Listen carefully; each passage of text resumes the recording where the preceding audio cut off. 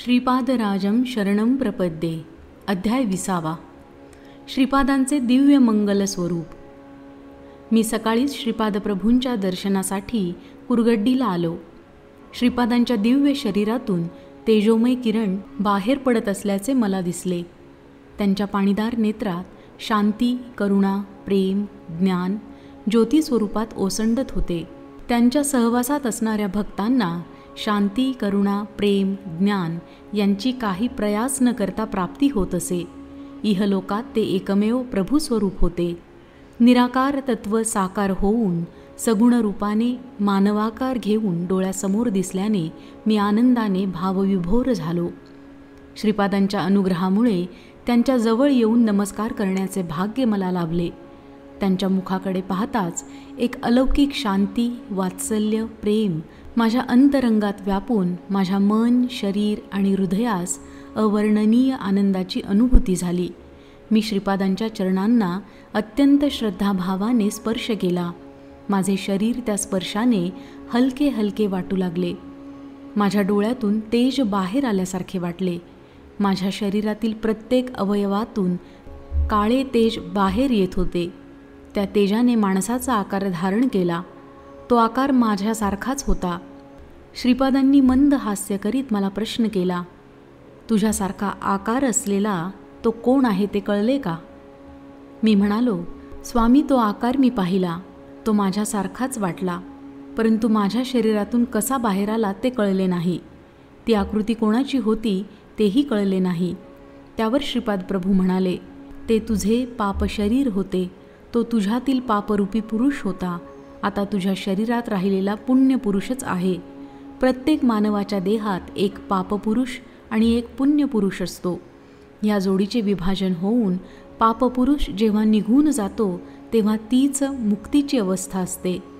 ब्राह्मण कुलात जन्म घेतल्यावर निष्ठावंत होऊन पाप शरीराचे दहन करून उरलेल्या पुण्य शरीराचा आपल्या उत्तम कर्मांनी उद्धार करावा. ब्राह्मणांनी आपल्या यजमानांकडून वेदशास्त्रातील विहित कर्म करवून घेताना आपल्या उपजीविकेपुरतेच धन घ्यावे. अशा प्रकारे न केल्यास ब्राह्मणास यजमानाच्या पापांचे वाटेकरी व्हावे लागते. त्या पापांना ब्राह्मणांनी आपल्या तमोगुणरूपी अग्नीत दहन करावे.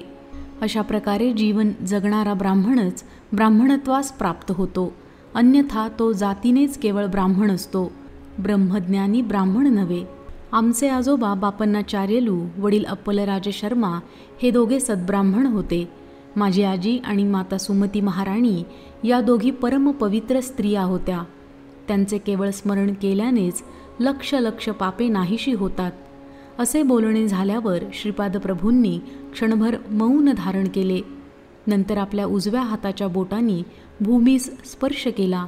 त्यावेळी त्यांच्या डाव्या बाजूने प्रकाशाचा एक झोत निघाला आणि यज्ञासाठी लागणारी साधन सामुग्री प्रकट झाली.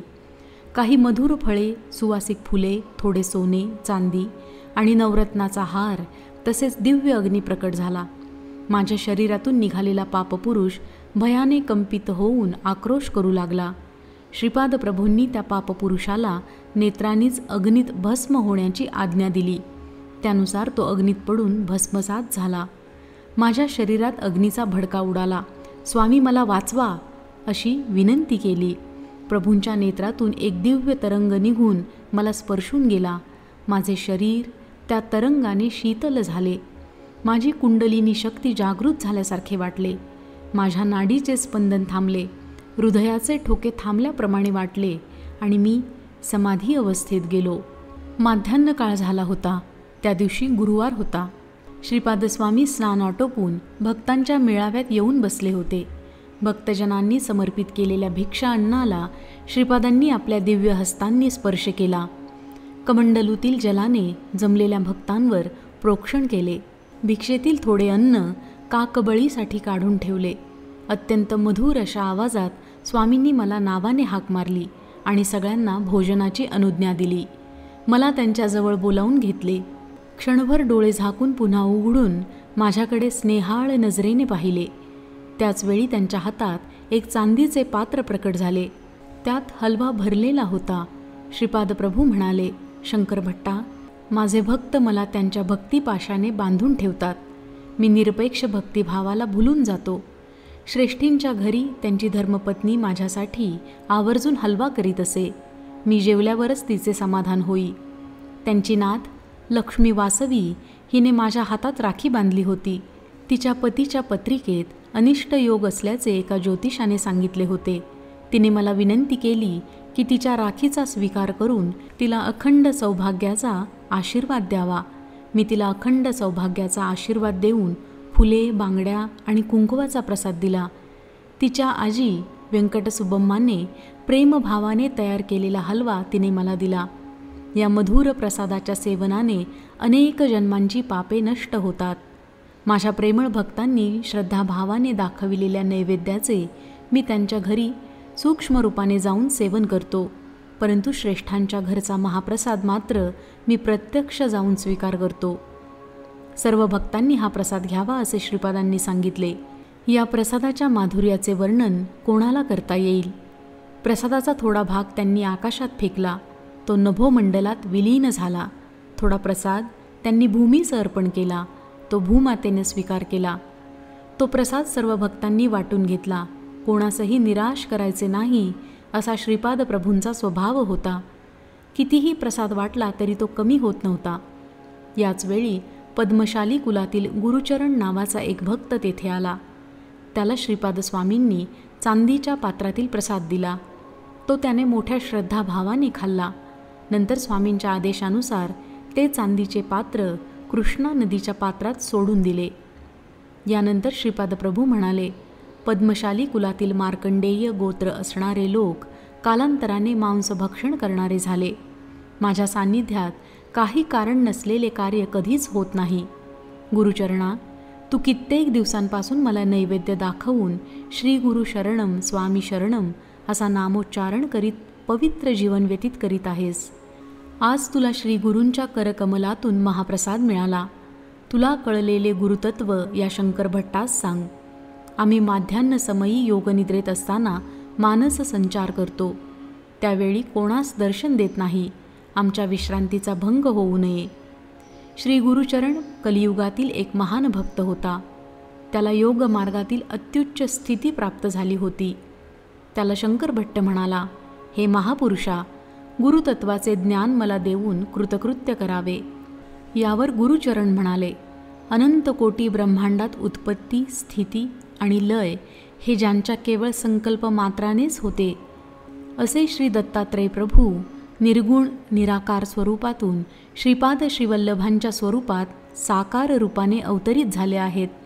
त्यांना साकार समजणे महादोषास्पद आहे.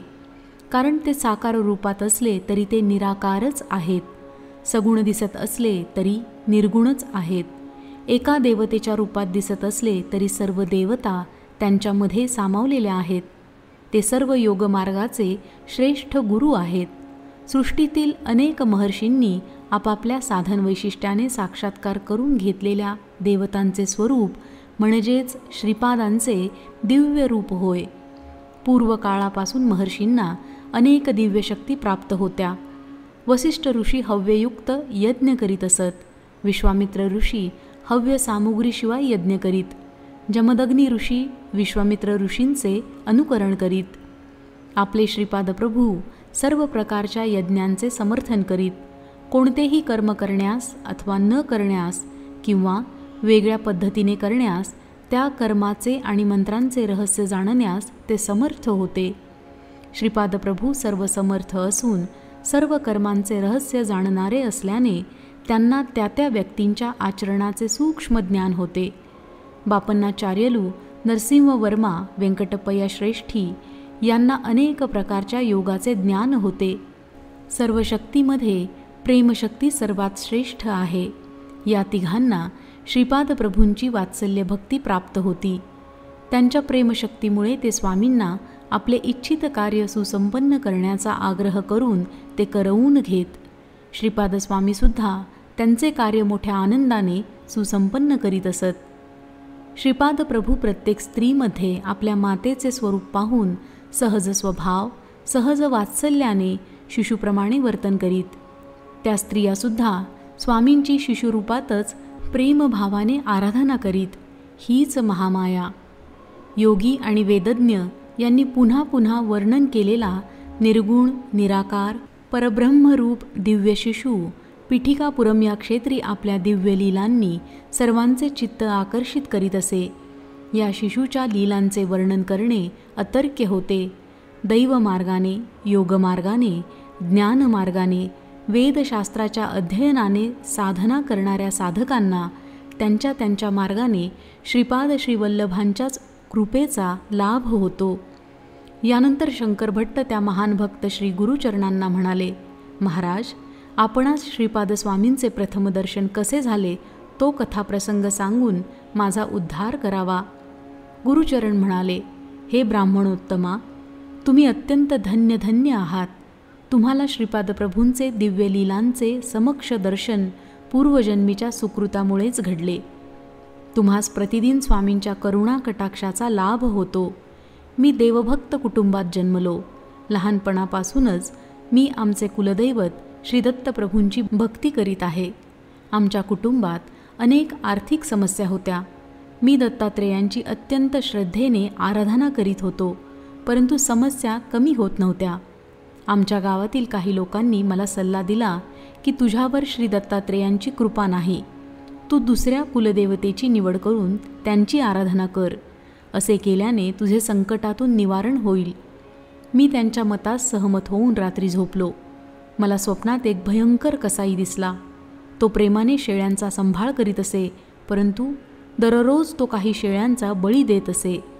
त्याच्या हातातील कोयता पाहून मी भयभीत झालो.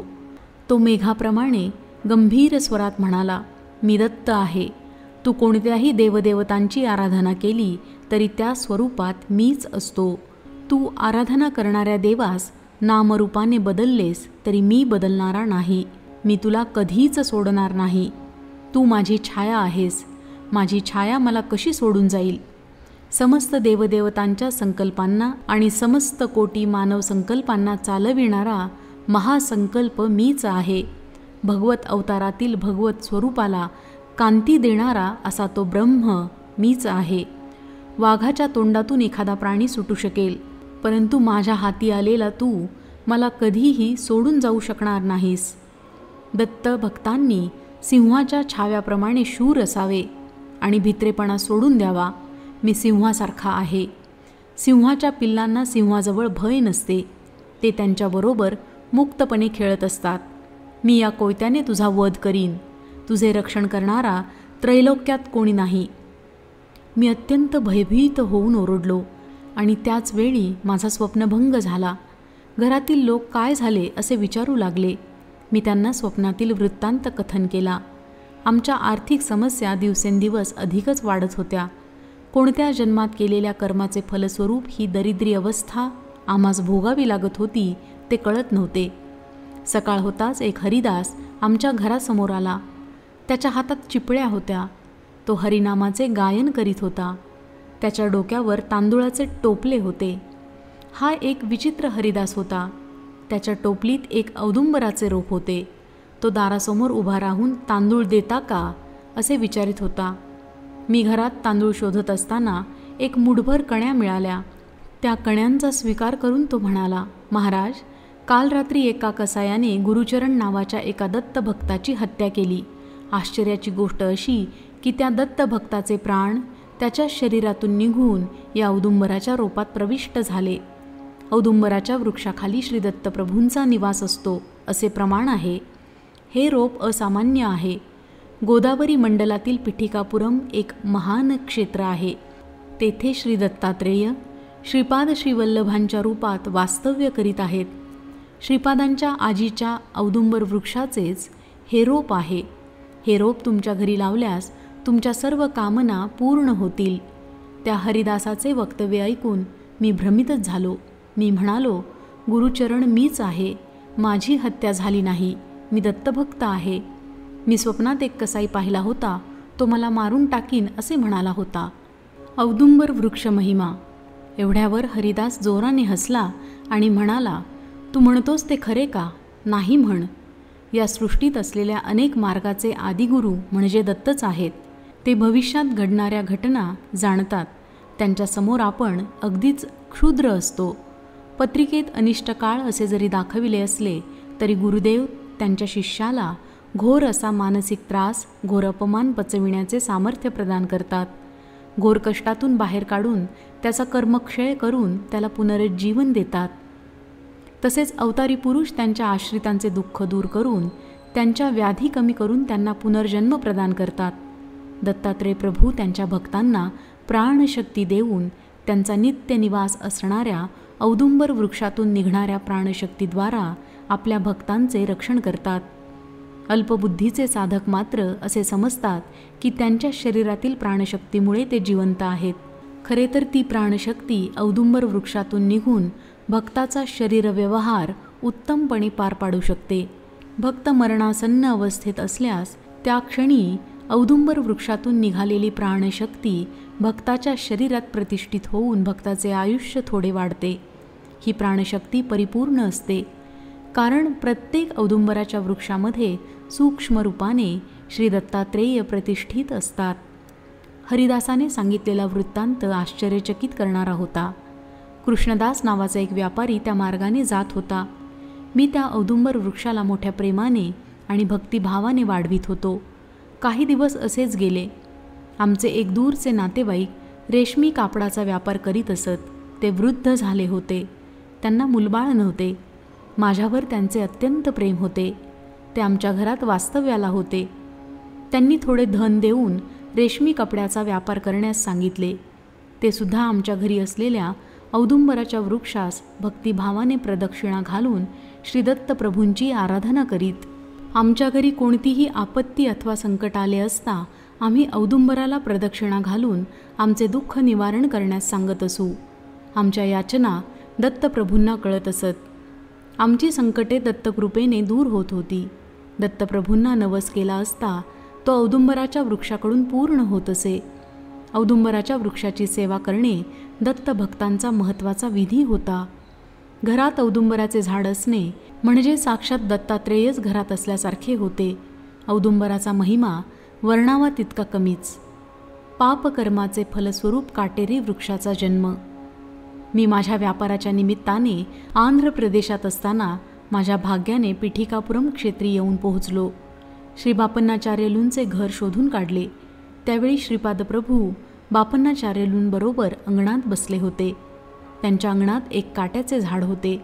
त्या झाडाला श्रीपाद प्रभू मोठ्या श्रद्धाभावाने प्रतिदिन पाणी घालीत असत. बापन्नाचार्यलू श्रीपादांना म्हणाले, हे काट्याचे झाड तुला एवढे प्रिय का आहे? संजीवनी वृक्षाचे रोप असते तर त्यावर प्रीती करणे योग्य झाले असते. तू त्या झाडास श्रद्धेने पाणी घातलेस अथवा न घातलेस तरी ते वाढणारच आहे. त्यावर श्रीपाद प्रभू म्हणाले, हे काट्याचे झाड पूर्वीच्या जन्मी आपल्या घराण्यातील विश्वावधानी होते. स्वयंभू दत्तात्रेय बापन्नाचार्यलूच्या नातवाच्या रूपाने अवतरित झाले आहेत. केवढे हे आश्चर्य! परंतु विश्वावधानी आजोबा परिहासाने म्हणत, केवढा हा देवद्रोह! तेच या जन्मी काट्याच्या झाडाच्या रूपाने आपल्या अंगणात स्थित आहेत. मी, आई, मोठे भाऊ, श्री विद्याधरी, राधा, सुरेखा, व्यंकटसुब्बया श्रेष्ठींच्या घरी आणि नरसिंह वर्मांच्या घरी मोठ्या प्रेमभावाने जेवण करत असू. हे आमचे वर्तन विश्वावधानी आजोबांना मुळीच आवडत नसे. ते क्रोधाने म्हणत, मल्लादी आणि मंदकोटा या 2 कुटुंबातील धर्मभ्रष्ट करणाऱ्यांना ब्राह्मण समाजातून बहिष्कृत करा. आज तेच आजोबा काट्याच्या वृक्षरूपात दिसत आहेत. श्रीपाद श्रीवल्लभ प्रत्यक्ष दत्तात्रेय आहेत याचे प्रमाण काय? असे तर्क कुतर्क करणाऱ्या विश्वावधानी आजोबा या काटेरी वृक्षाच्या रूपात जन्मले आहेत असे सांगून श्रीपाद प्रभू पुढे म्हणाले, माझी आई सर्व सौंदर्य स्वरूपिणी सुमती महाराणीस श्रेष्ठी आत्या घर लेक मानीत. एकदा त्यांनी तिला सन्मानाने जेवणास बोलावून तिची नूतन वस्त्रांनी ओटी भरली. यामुळे त्यांना आपला जन्म धन्य झाल्यासारखा वाटले. नरसिंह वर्मा आजोबांना विश्वावधानी नेहमी टोचून बोलत. त्याने आपल्या आजोबाची मृत्यूनंतर उत्तरक्रिया व्यवस्थितपणे न केल्यामुळे आणि त्यांचा पापभार अति झाल्यामुळे त्यांना काटेरी वृक्षाचा जन्म मिळाला होता. त्या काटेरी झाडास पाहून व पूर्व वृत्तांत जाणून श्रीपाद प्रभूंना त्यांची दया आली. त्यांनी त्या झाडावर थोडे पाणी शिंपडून ते अंगणातून बाहेर आले. श्रीपादांचे मुग्ध मनोहर रूप पाहून मला आनंदाचे भरते आले आणि नेत्रातून आनंदाश्रू वाहू लागले. मी श्रीपाद प्रभूंच्या दिव्य चरण कमलावर आपले मस्तक अत्यंत नम्र भावाने टेकविले. श्रीपादांनी मोठ्या प्रेमभराने मला कुरवाळले आणि म्हणाले, हे गुरुचरणा, उठ, काय हा वेडेपणा. तू पुनर्जन्म घेऊन माझ्याकडे आला आहेस. मी कापडांचा व्यापारी असल्याचे ओळखून बापन्नाचार्यलू म्हणाले, आमच्या सोनुल्यासाठी तुझ्याकडे कपडे आहेत काय. मी श्रीपादांना शोभतील असे कपडे काढून दिले. श्रीपाद प्रभू गुरुचरणास आत घेऊन आले आणि म्हणाले, आता तुला एक गंमत दाखवतो, ती तू बघ. त्यांच्याबरोबर बापन्नाचार्यलूसुद्धा होते. श्रीपाद प्रभू सर्वांना त्या काटेरी झाडाजवळ घेऊन गेले आणि म्हणाले, हे विश्वन्ना आजोबा, तुमच्या मुलांनी श्रद्धारहित श्राद्धकर्म केल्याने आणि बापन्नाचार्यलूसारख्या महापुरुषाची अकारण निंदा केल्याने तुम्हाला हा काटेरी झाडाचा जन्म आला. हा गुरुचरण तुमचा पूर्वजन्मीचा पुत्र आहे. याच्या हातून श्रद्धापूर्ण भावाने मी आपले उत्तम कर्म करवून घेईन. यासाठी तुमची संमती आहे ना. हे प्रभूंचे वक्तव्य ऐकून आम्ही सर्व आश्चर्यचकित झालो. त्या काटेरी झाडास आच्छादलेला विश्वावधानींचा प्रेतात्मा म्हणाला, यापेक्षा मोठे भाग्य ते कोणते. श्रीपादांनी गुरुचरणास ते काटेरी झाड उपटून काढून त्यास अग्नी देण्यास सांगितले. गुरुचरणाने श्रीपाद प्रभूंच्या सांगण्याप्रमाणे ते काटेरी झाड उपटून त्याचे दहन केले व नंतर स्नान केले. स्नानानंतर प्रभूंनी त्यास विभूती लावण्यास सांगितले. यावेळी श्रीपाद म्हणाले, भगवान शिव जे भस्म धारण करतात ते महायोगी, महान तपस्वी, महान भक्त, महान सिद्धपुरुष यांच्या मृत्यूनंतर त्यांच्या शरीराच्या दहनाची पवित्र विभूती असते. शिवप्रभूंच्या तेजोमय वलयात हे महात्मे ऐक्य स्थितीत विश्राम करतात. वानर, सर्प, गाय या पशूंची नकळत आपल्या हातून हत्या झाल्यास त्यांची न चुकता उत्तर क्रिया करावी. त्यांचे श्रद्धापूर्वक दहन करून अन्नदान करावे. मंत्रपूर्वक करण्याचा कोणताही विधी करण्याची आवश्यकता येथे नाही. आपल्या पूर्वऋणानुबंधाने कोणत्या जीवाची नकळत हत्या झाल्यास त्याचे श्रद्धापूर्वक दहन करावे. असे केल्याने पापकर्मांचा नाश होतो आणि त्या प्राण्यांना सद्गती मिळते. पूर्वकाळात गौतम नावाचे एक महर्षी होते. त्यांची पत्नी अहल्या एक महान पतिव्रता स्त्री होती. त्यांनी विश्वशांतीसाठी कोटी कमलाने यज्ञ केला होता. गौतम महर्षी आपल्या तपोबलाने घरासमोर अन्नधान्याचे पीक उगवत असत. मानवाला आहाराशिवाय जीवन जगणे शक्य नाही. महर्षी गोधनाची सुद्धा वृद्धी करीत, तसेच गोअमृतासारख्या पदार्थांची निर्मिती करीत. श्रीपाद प्रभू पुढे म्हणाले, यज्ञयाग न केल्यास विश्वनियंता, देवता आणि मानव यांच्या परस्पर सहकार्याने चालणारे जीवन निरर्थक होऊन धर्माला ग्लानी येते. माया निवारणासाठी, गोहत्येचे पातक निवारण्यासाठी गोदावरी नदी गौतम ऋषींच्या सहाय्याने अवतरित झाली. त्यांच्या या महान कार्यासाठी सारा जनसमुदाय त्यांचा अत्यंत ऋणी आहे. विश्वावधानी हा गौतम गोत्रातीलच होता, परंतु त्याचा संबंध या गोत्रात जन्म घेण्यापुरताच होता. त्रेतायुगात पिठिकापुरम या क्षेत्रात सावित्री काटक नावाचा यज्ञ करण्यास गौतम महर्षीचा मोठा भाग होता. विश्वावधानीच्या भाग्यानेच त्याला पिठिकापुरम येथे जन्म मिळाला आणि अत्यंत दुर्लभ असे माझे दर्शन त्यास घडले. तो अयोग्य असला तरी माझ्या निर्व्याज प्रेम करुणेने त्यास सद्गती मिळाली. ही सद्गती श्री दत्तात्रेय प्रभूंच्या कृपाप्रसादानेच प्राप्त झाली. ऋणानुबंध नसेल तर कुत्रासुद्धा जवळ येत नाही. आपणास कोणी सहाय्य मागण्यास आल्यास आपण शक्य तेवढी मदत करावी. मदत करणे शक्य नसल्यास आपल्या मधुर वाणीने आपली असमर्थता व्यक्त करावी, परंतु निष्ठुर होऊ नये. जर तुम्ही कठोर वागल्यास सर्व भूतांमध्ये चैतन्य रूपाने वास करणारा मी सुद्धा तुमच्याबरोबर तसेच वर्तन करीन. तुम्ही जसे लोकांशी वागाल तसेच लोक तुमच्याशी वागतील. या संपूर्ण सृष्टीतील सत्याचे एकमेव मूल कारण मी आहे. मी सर्व सत्याचे सर्वमय परमसत्य आहे. वेदात सुद्धा असे सांगितले आहे की ज्ञानाचे अंतिम सत्य ब्रह्म आहे. श्रीपाद प्रभूंचे हे वक्तव्य ऐकून बापन्नाचार्यलूंच्या डोळ्यातून आनंदाश्रू वाहू लागले. मोठ्या प्रेमभावाने श्रीपादांनी ते आपल्या बाल हातांनी टिपले आणि म्हणाले, आजोबा, तुम्ही सर्वदा माझ्या ध्यानातच असता. तुमचा जन्म धन्य आहे. मी नृसिंह सरस्वतींच्या अवतारात अगदी तुमच्यासारखेच रूप धारण करणार आहे.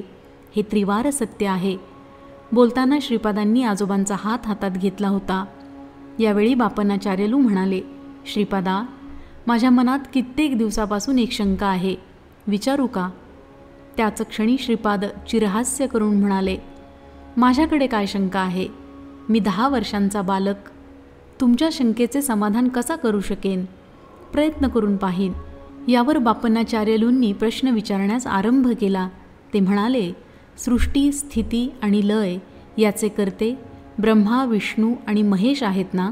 श्रीपाद म्हणाले, हो, यात शंकाच नाही. त्यांच्या स्त्री शक्ती स्वरूपात सरस्वती, लक्ष्मी आणि पार्वती आहेत ना? यावर श्रीपादांनी होकारार्थी मान हलवली. या त्रिमूर्तींना आणि त्यांच्या 3 शक्तींना निर्माण करणारी आदी पराशक्ती आहे ना? श्रीपाद म्हणाले, हो. यावर बापन्नाचार्यलू म्हणाले, तर त्यांच्यासमोर तू कोण आहेस? तू नेहमी माझ्या बांधवांना सांगतोस ती वासवी कन्या कोण आहे? तुम्ही दोघे भाऊ बहीण आहात, याला काही शास्त्राधार आहे काय? श्रीपाद सर्व देवस्वरूप, सर्व देवतांचे मूळ श्रीपाद प्रभूच. एकानंतर एक असे प्रश्न ऐकून श्रीपाद प्रभू मुग्धपणे हसले आणि म्हणाले, आजोबा, आताच तुमच्यासमोर काट्याच्या झाडास सद्गती दिली. मी केलेल्या कामास काही शास्त्र प्रमाण आहे काय?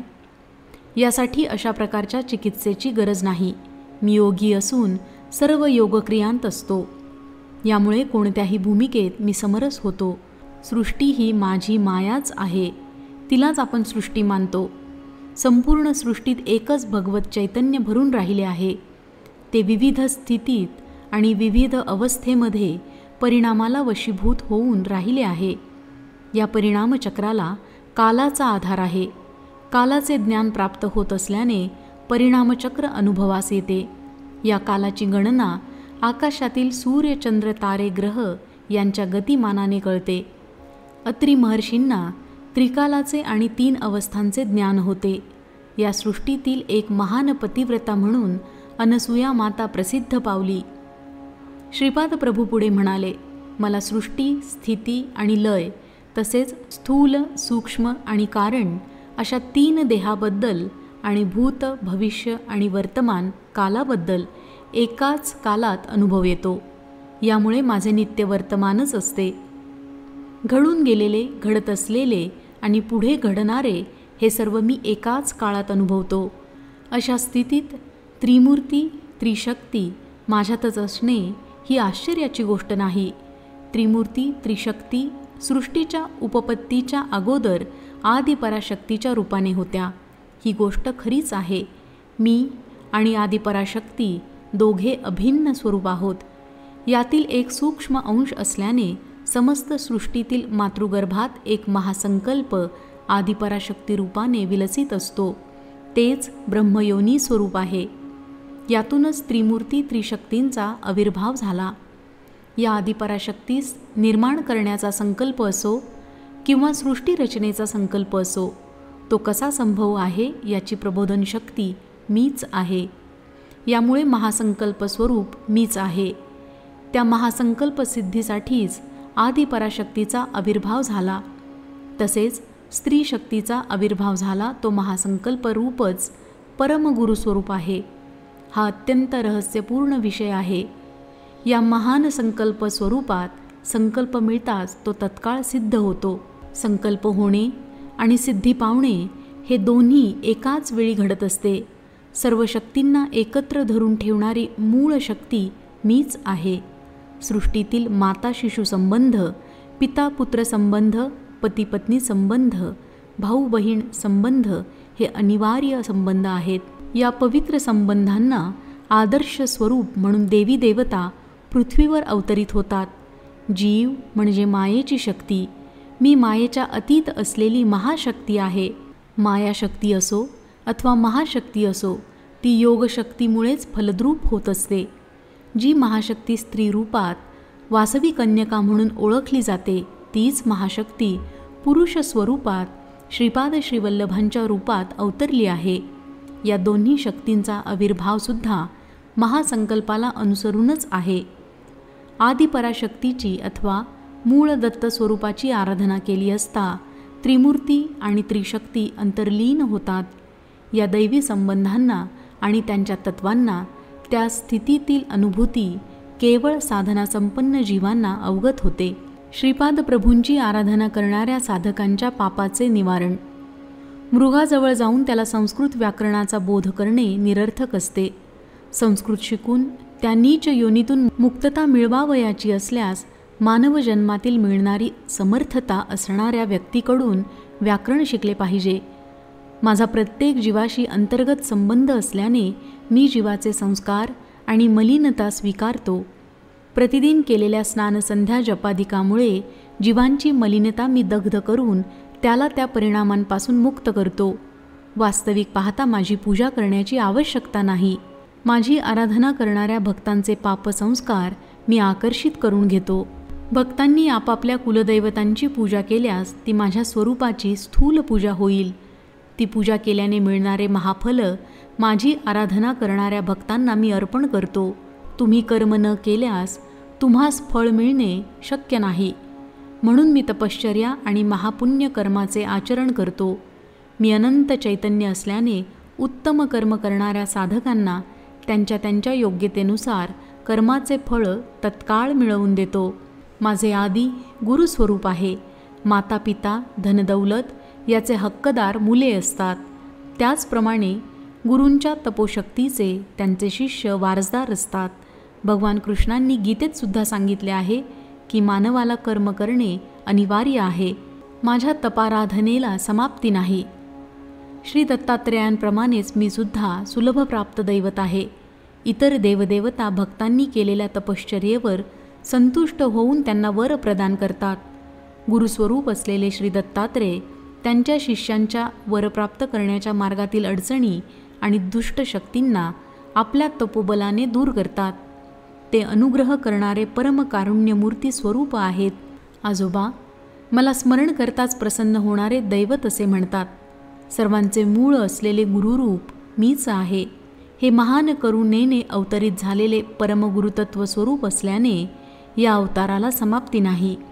माझ्या भक्तांच्या हाकेला मी तत्काळ साद देतो.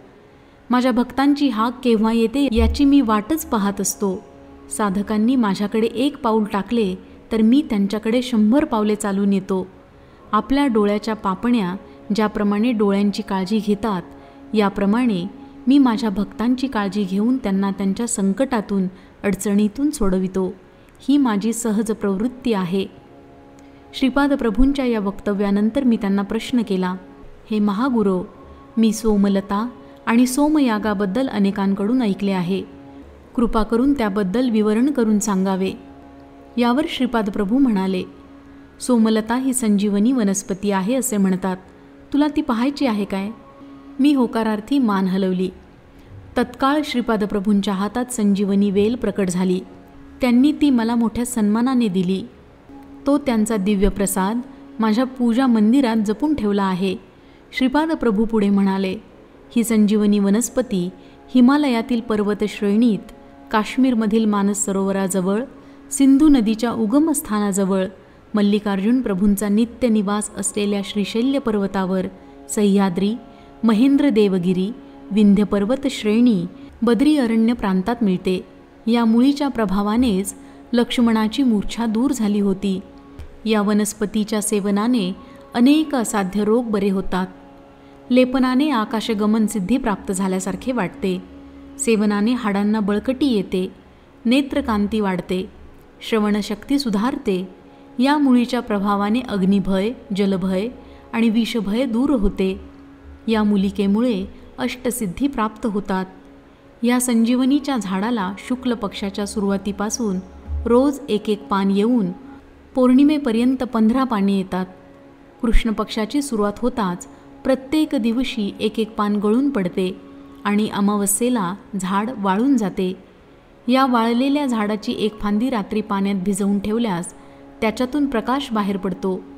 सह्याद्री पर्वतश्रेणी, भीमाशंकर पर्वताजवळ क्रूर मृग या संजीवनी मुळीचे रक्षण करतात.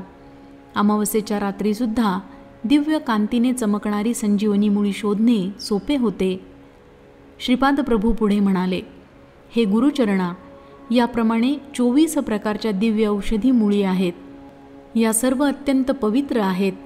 यांचा आश्रय देवता शक्ती घेतात. पवित्र अशा वेदमंत्रांचा उच्चार करीत अत्यंत विनम्र भावाने या मुळी तोडल्या पाहिजेत.